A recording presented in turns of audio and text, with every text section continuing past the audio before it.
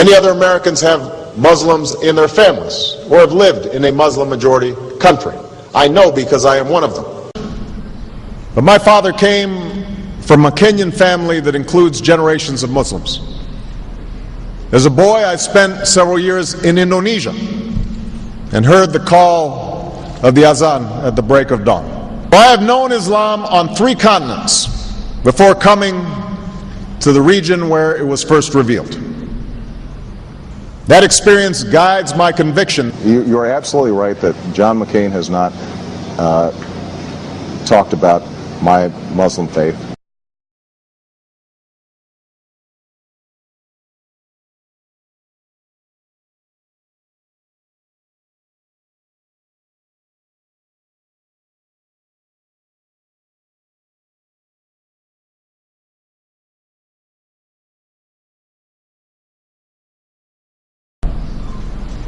As the Holy Quran tells us, the Holy Quran teaches that, the Holy Quran tells us, and the Holy Quran also says,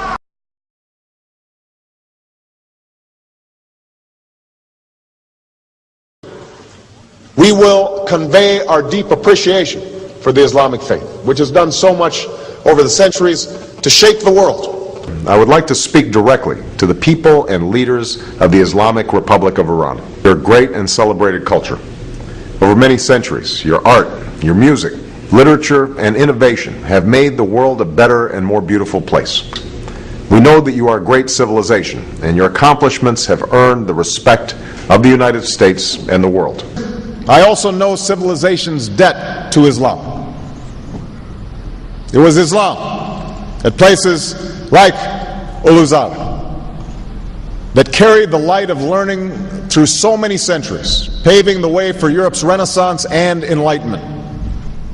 It was innovation in Muslim communities that developed the order of algebra, our magnetic compass and tools of navigation, our mastery of pens and printing, our understanding of how disease spreads and how it can be healed. Islamic culture has given us majestic arches and soaring spires, timeless poetry and cherished music, elegant calligraphy, and places of peaceful contemplation. They have fought in our wars, they have served in our government, they have stood for civil rights, they have started businesses, they have taught at our universities, they've excelled in our sports arenas, they've won Nobel Prizes, built our tallest building, and lit the Olympic torch. And when the first Muslim American was recently elected to Congress, he took the oath to defend our Constitution using the same Holy Quran. In ancient times and in our times, Muslim communities have been at the forefront of innovation and education.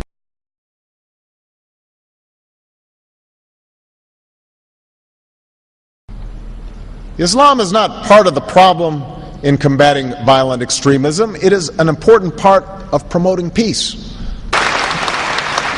The enduring faith of over 1 billion people is so much bigger than the narrow hatred of a few. In the United States, rules on charitable giving have made it harder for Muslims to fulfill their religious obligation.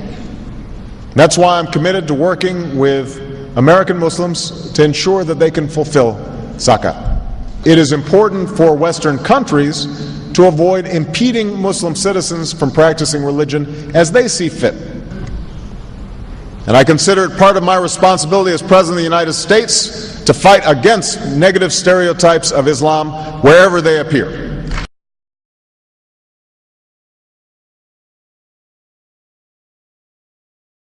We are no longer a Christian nation. We do not consider ourselves a Christian nation. The United States has been enriched by Muslim Americans. Since our founding, American Muslims have enriched the United States. Islam has always been a part of America's story. There is a mosque in every state in our union and over 1,200 mosques within our borders. One of the points I want to make is that if you actually took the number of Muslims Americans, we'd be one of the largest Muslim countries in the world. Let there be no doubt, Islam is a part of America.